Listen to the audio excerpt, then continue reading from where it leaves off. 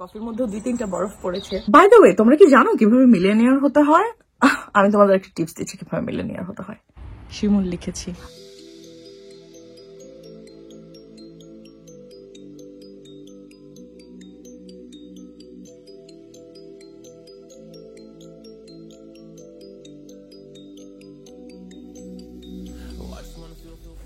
আসসালামু আলাইকুম সবাইকে, welcome back to Shahana Shimul blogs. কেমন আছো তোমরা সবাই? তোমাদের সবার জন্য নিয়ে এলাম আরেকটি নতুন blog. Thank you so much যারা যারা আমার ব্লগ রেগুলার দেখো এবং আমার চ্যানেলে তোমরা সাবস্ক্রাইব করো। তোমাদের প্রতি আমি সব সময় কৃতজ্ঞ এবং তোমাদের জন্য আমার মন থেকে সবসময় ভালোবাসা থাকে এবং দোয়া থাকে। আজকের ব্লগটা আবারও শুরু করলাম একদম ভোরবেলায়। এখন বাজে হচ্ছে 7টা, নট ভোরবেলা বাট সকাল সকাল।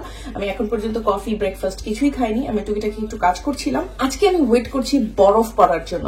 আজকে যদি স্নো না পড়ে ইউকেতে, তাহলে আমি ইউকে কে ব্লক করে দিব আমার সব সোশ্যাল মিডিয়া থেকে। ওরা কথা দিয়েছে, ওরা অনেকদিন ধরে বলছে বরফ পড়বে। আজকে কালকে রাতেও কনস্ট্যান্টলি দেখাচ্ছিল যে আজকে সকালে বরফ পড়বে এবং আজকে সকালেও তারা দেখাচ্ছে বরফ পড়বে। সো আমি ওয়েট করছি, আর ঘন্টাখানেকের মধ্যে বরফ পড়া উচিত। ঠিক আছে, না পড়লে এই ব্লগটা আমি কোনোদিন আপলোড দিব না। বাই দ্য ওয়ে, ভিডিওটা শুরু করার আগে আমার এই ভিডিওতে একটা লাইক করতে ভুলো না, আর আমার চ্যানেলে প্লিজ তোমরা সাবস্ক্রাইব করো। আজকে আমি একটা নতুন জিনিসও ট্রাই করবো, সেটাও আমি তোমাদের সাথে শেয়ার করবো। চলো ওই জিনিসটা আগে তোমাদেরকে আমি দেখাই, ঠিক আছে? সো আমি যে জিনিসটা আজকে থেকে ট্রাই করবো সেটা হচ্ছে টিএস লাইফের সুপারনোভা। এটা একটা লিকুইড সাপ্লিমেন্ট। এটা আমি আজকে থেকে ট্রাই করবো। এটা আমি 4টা নিয়েছি। এটা হচ্ছে 1 মাসের সাপ্লাই আছে আমার কাছে। এছাড়াও আমার কাছে আরো 2টো জিনিস আছে, আমি তোমাদের দেখাচ্ছি। এটা যেটা করবে, এটা হচ্ছে একটা লিকুইড সাপ্লিমেন্ট যেটা কিনা ফ্যাট বার্নার এটাকে বলা হয়। তো আমার খাওয়া দাওয়া তো খুবই খারাপ, তো আর আমার মেটাবলিজম অনেক স্লো। সো আমি ভাবছি এটা ট্রাই করে দেখবো, কারণ আমি যার থেকে এটা নিয়েছি মুনমুন আপু এটা খেয়ে অনেক উপকার পাচ্ছেন। সো আমি ভাবলাম আমি এটা ট্রাই করে আপুকে যখন বললাম, আপু আমার জন্য কয়েকটা পাঠিয়ে দিলেন। সো এটা যেটা করতে হবে, খালি পেটে খেতে হবে 25 ml সকালবেলা ঘুম থেকে উঠে। সো আমি এখন পর্যন্ত ঘুম থেকে উঠে কিছু খাইনি, এখনো সকাল। আমি ঘুম থেকে উঠেছি হাফ অ্যান আওয়ারের মতো। সো আমি এটা যেটা করবো 25 ml খাবো আমি। এটা 30 মিনিট পরে ব্রেকফাস্ট করতে হবে এবং ব্রেকফাস্টের সময় আমি আরেকটা সাপ্লিমেন্ট নিব, ঠিক আছে? মুনমুন আপুকে তোমরা যারা চিনো না, উনি হচ্ছেন তাজরিনের বড় বোন, ঠিক আছে? আমার ভাইয়ের বউয়ের বড় বোন। উনিও ইউকেতে থাকেন। আপু ইজ ভেরি সুইট। তোমরা হয়তো আমার ব্লগের আগে ওনাকে সরাসরি হয়তো ভাবে কথা বলা হয়তো দেখোনি, বাট দেখেছো আর কি ওনার ব্লগ, ইভেন ওনার বেবিকেও দেখেছো। তো আপু এগুলো সেল করেন এবং আপু অনেকদিন ধরে এগুলো খেয়ে উনি বেনিফিট পাচ্ছেন। সো আমাকে উনি বলেছেন যখন, তখন আমি বললাম ওকে আমিও ট্রাই করি। এখানে একটা কথা আমি না বললেই না, এটার পেছনেই লেখা আছে যে এটা তুমি কোনো ফুডের সাবস্টিটিউট হিসেবে খেতে পারবে না। এটা তুমি খেয়েই মনে করতে পারবে না যে না you know lose lots of weight or stuff like that. এটা কখনোই না। যারা ওয়েট লুজ করে তারা সবাই জানে ওয়েট লুজ করতে হলে প্রপার ব্যালেন্স ডায়েটের মধ্যে থাকতে হয়। আমি যদি এটা খাই এবং দিনে 3 বেলা বিরিয়ানি খাই, সিঙ্গারা খাই, ভাজা পোড়া খাই, আমি জীবনে 1 কিলো ওয়েট লুজ তো করবোই না, উল্টা বাড়বে আমার, ঠিক আছে? সো এটা তখন কোনো কাজে দিবে না যখন তুমি এক্সেসিভ অ্যামাউন্টের খাবে বা ব্যালেন্স ডায়েট করবে না। So balance diet is a must. But অনেকে ব্যালেন্স ডায়েট করলেও দেখা যায় মাঝে মাঝে 1 দিন 2 দিন একটু ছুটে যাচ্ছে, বা মেটাবলিজম অনেক স্লো হয়ে যায়, অনেকে এক্সারসাইজ করার সময় পায় না। তাদের জন্য আমি বলবো এটা ভালো। বাট এখানে একটা কথা একটু না বললেই না, আমি কিন্তু রেগুলার জিম করতাম। লকডাউনের পর জিম তো টোটালি বন্ধ হয়ে গিয়েছে আমার এখানে। এই জন্য লকডাউনের পর থেকে আর জিম করতেও পারিনি, মানে সেই গত বছর থেকে। জিম না করলে কিন্তু শরীর কখনো টোন হবে না, এটা আমি একটা কথা বলে রাখি। শরীর টোন মানে তোমার স্কিন টান বলো বা পেট টান বা একটা টোন ভাব তখনই আসবে যখন তুমি জিম করবে। আর ব্যালেন্স ডায়েটে তোমার ডেফিনেটলি ওয়েট লুজ হবে, ঠিক আছে? এই জিনিসটা একটু মাথায় রেখো। আমি কোনো নিউট্রিশনিস্ট না, আমি কোনো ডক্টর না, বাট এটুকু বেসিক সবাই জানে এবং আমি শিওর এটার সাথে সবাই এগ্রি করবে। আর সাপ্লিমেন্ট এটাও ডিপেন্ড করে তোমার বিভিন্ন শরীরের ওপরে। সাপ্লিমেন্টের পেছনে অ্যাকচুয়ালি লেখা থাকে কারা খেতে পারবে কারা খেতে পারবে না। সো যেহেতু আমি মাত্র ট্রাই করছি, এর জন্য আমি যেটুকু জানি সেটুকু বললাম। আমার ব্লগ ফলো করতে থাকলে ইন ফিউচার তোমরা এটা সম্পর্কে আরো হয়তো জানতে পারবে যে আমি কতদিন ট্রাই করছি বা কি ফলাফল পেলাম। স্টিল যদি তোমরা এটা পারচেস করতে চাও, আরো ডিটেলসে জানতে চাও, দেন আপুর পেজের লিঙ্ক আর গ্রুপের লিঙ্ক আমি দিয়ে দিব। ডিসক্রিপশন বক্সে প্লিজ চেক করতে কিন্তু ভুলো না। সো তোমাদের যেহেতু প্রোডাক্টটা দেখিয়ে দিলাম, এখন আমি প্রোডাক্টটা ট্রাই করবো। এটা আমি কিচেনেই রেখে দিব, যাতে সকাল সকাল আমি ট্রাই করতে পারি। আমার কফির আগে রেখে দিব, আর এরপরে আমি আমার ব্রেকফাস্ট রেডি করবো। আমার একটা মজার গল্প মনে পড়ে গেল। এই গল্পটা আমার আব্বু আমাকে বলতো, একটা মজার ফানি গল্প ছিল। সেটা হচ্ছে ডাক্তার রোগীকে বলেছে যে সিরাপ খাওয়ার আগে সবসময় ঝাঁকিয়ে নিতে হবে, এটা বলে দিয়েছে, ঠিক আছে। তো রুগী ফোন দিয়েছে ডাক্তারকে, বলছে যে আমার বাচ্চা তো অসুস্থ হয়ে গেছে। বলছে কেন? বলে বাচ্চা ঝাঁকি খেয়ে অসুস্থ হয়ে গেছে। বলে ঝাঁকি খেয়ে অসুস্থ হয়ে গেছে? আপনার বাচ্চা কেন ঝাঁকি খাবে? বলে আপনি না বলছেন সিরাপ খাওয়ানোর আগে বাচ্চাকে ঝাঁকিয়ে নিতে, আমি সিরাপ খাওয়ানোর আগে বাচ্চাকে ইচ্ছা মতো ঝাঁকাইছি, এখন বাচ্চা তো শরীর খারাপ হয়ে গেছে, মাথা ঘুরতেছে। এটা আমাকে আব্বু ছোটবেলায় বলতো গল্পটা, এবং মজা লাগতো আর কি শুনে। সেটা 25 ml খেতে বলেছে আমাকে আপু। সো আমি সুপারনোভাটা খাবো 25 ml। এটা স্মেলটা আমি দেখি আগে। Oh, it's like গুড়ের স্মেল। টেস্ট কেমন হবে? টেস্ট মিষ্টি মিষ্টি হতে পারে, দেখা যাক।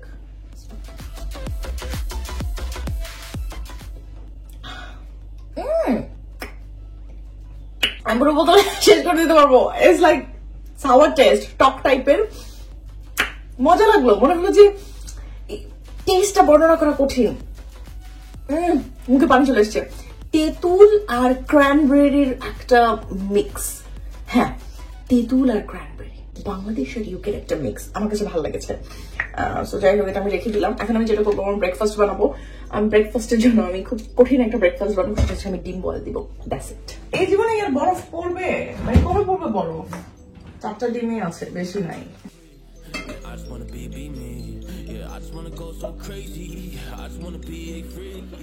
হার্ড বয়েল এগ যখন করি তখন আমি এটাও দিয়ে দেই। এই রেড কালারটা যখন পুরোপুরি হোয়াইট হয়ে যায়, দ্যাট মিনস এটা হার্ড বয়েল হয়ে গিয়েছে। যে এখানে মার্কিং দেয়াই আছে।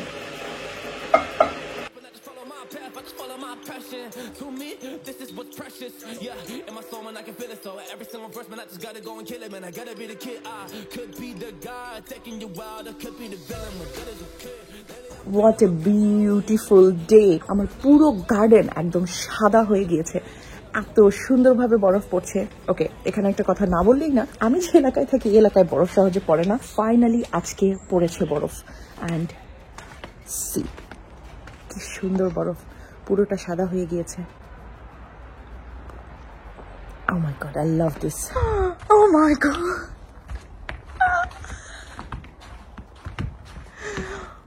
This is so pretty.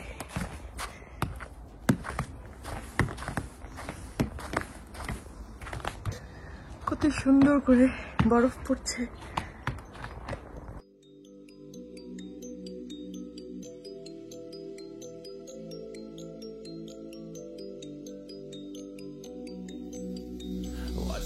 Feel free, and I just wanna be me. Yeah, I just wanna go.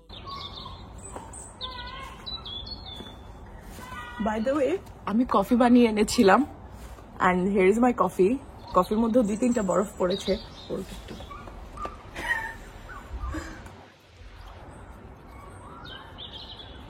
Oh my god, this is so beautiful. You know, বরফ দেখছি কত বছর ধরে, যত বছর ধরে লিটারেলি দেশের বাইরে আছি, তাই না? কত বছর, 2006 থেকে আমি দেশের বাইরে, তখন থেকে বরফ দেখছি। বাট যতবার বরফ পড়ে, যতবার স্নোফল হয়, ততবার আমার এত ভালো লাগে, ঠিক আছে, এত ভালো লাগে, চিন্তার বাইরে। আমি ইউকে আসার পরে আমি তো ওয়ার্ডিং এ ছিলাম, ওটা মোর লাইক সি সাইডের দিকে বরফ অনেক কম পড়ে। তো আর এখনো আমি সাউথের দিকেই আছি, সো এখানে বরফ সহজে পড়ে না। ইউকের অনেক জায়গায় আছে প্রচুর বরফ পড়ে গিয়েছে, আর ইউকের বাইরে অনেক দেশ আছে, যেমন অনেক জায়গা আছে যেখানে বছরে অনেক লম্বা সময় বরফ পড়ে অনেক জায়গাতেই। আমি বলছি না দে আর লাকি, বরফ যখন বেশি পড়ে তখন ওটা খুবই খুবই ডেঞ্জারাস, গাড়ি চালানোর জন্য, সাইকেল চালানোর জন্য, ইভেন হাঁটার জন্য। তো এইরকম বরফটা nice. And look at my hair, আমার পুরো চুল লাইক খুশকি হয়ে গিয়েছে, মনে হচ্ছে যে খুশকি। আরো বেশি পড়ছে বরফ। ও মাই গড, আমার হাতে বরফ। I love it. Oh my god, it's so cute, so beautiful. Okay, আমি কিন্তু একটু আস্তে আস্তে কথা বলার চেষ্টা করছি, কারণ কি জানো, লিটারালি আমার পাশে, এই পাশে, এখানেই সব নেইবাররা, মানে এখন বাজে কিন্তু সকাল 8টা, ঠিক আছে। এত সকালে আমি গার্ডেনে এসে যদি উচ্ছ্বাসিত হয়ে চিৎকার চেঁচামেচি করি বা নর্মাল টোনের কথা বলি, অনেকের যদি ডিস্টার্ব হয়। আর আজকে হচ্ছে শনিবার, না আজকে রবিবার, সো এমনি সবাই দেখা যায় অনেক দেরি করে ঘুম থেকে ওঠে, তো ডিস্টার্ব হলে আবার প্রবলেম, ঠিক আছে, তখন আবার কমপ্লেইন করে। এদেশে কিন্তু নেইবাররা একটু জোরে চেঁচামেচি হলে বা গান বাজলে, ইভেন অনেক জায়গায় আছে যে রান্নার স্মেল হলেও দেখা যায় অনেক সময় তারা কমপ্লেইন করে। আমার রান্নার স্মেলে কোনোদিন কমপ্লেইন করেনি অবশ্য। যদি আমি যে রোডটায় থাকি, এই রোডে আমি ছাড়া আর কোনো এশিয়ান নেই, না 2টা বাড়ি পরে একটা শ্রীলঙ্কান ফ্যামিলি আছে, বাট এই রোডে পুরা কোনো রোডে কোনো এশিয়ান নেই। আমার আইল্যাশে পড়েছে।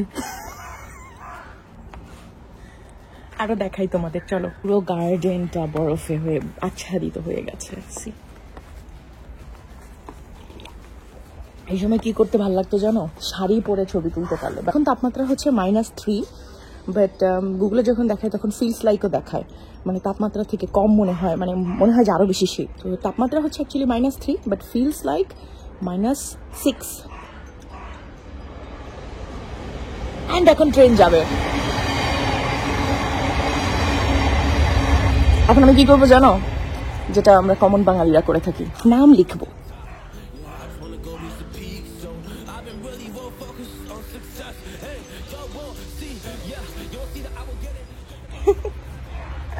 শিমুল লিখেছি, দেখা যায়।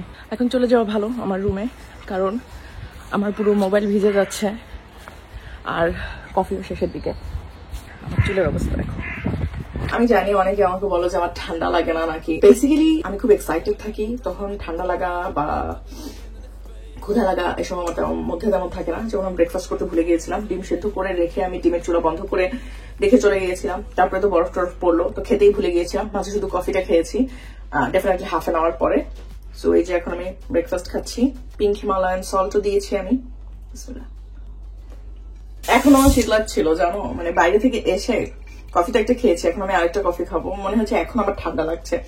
আর বাইরের ওয়েদার এখন জঘন্য, কারণ বৃষ্টি শুরু হয়ে গিয়েছে।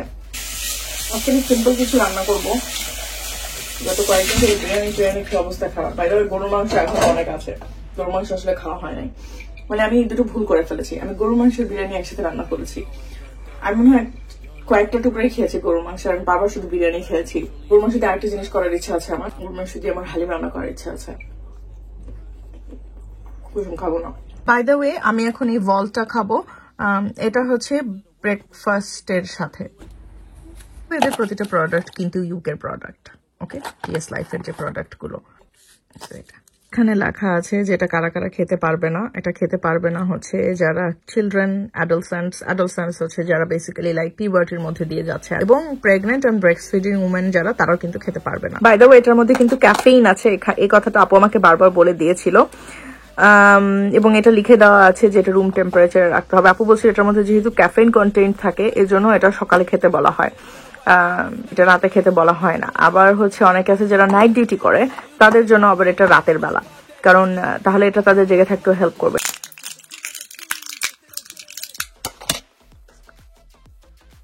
পানি খেতে হবে, সরি আমার পানিটা আছে নিচে।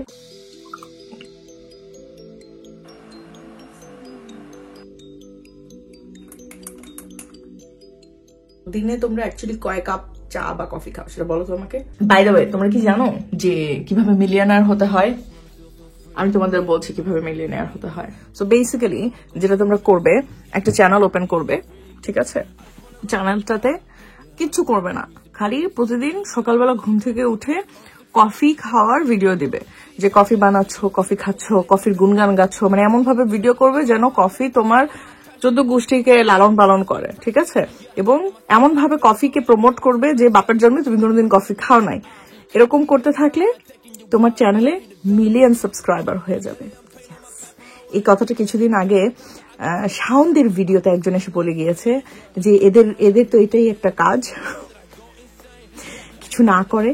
আর এদের যে বোনটা আছে সে হচ্ছে কফি ভিডিও দেখিয়ে দেখিয়ে মিলিয়ন সাবস্ক্রাইবার পেয়ে গিয়েছে। একটা জিনিস সে অবশ্য ভুল বলেছে, মিলিয়ন সাবস্ক্রাইবারটা আমার ব্লগ চ্যানেলে হয়নি, আমার মেকআপ চ্যানেলে হয়েছে, এবং মেকআপ চ্যানেলে আমি কোনোদিন কফি খাওয়ার ভিডিও দেইনি।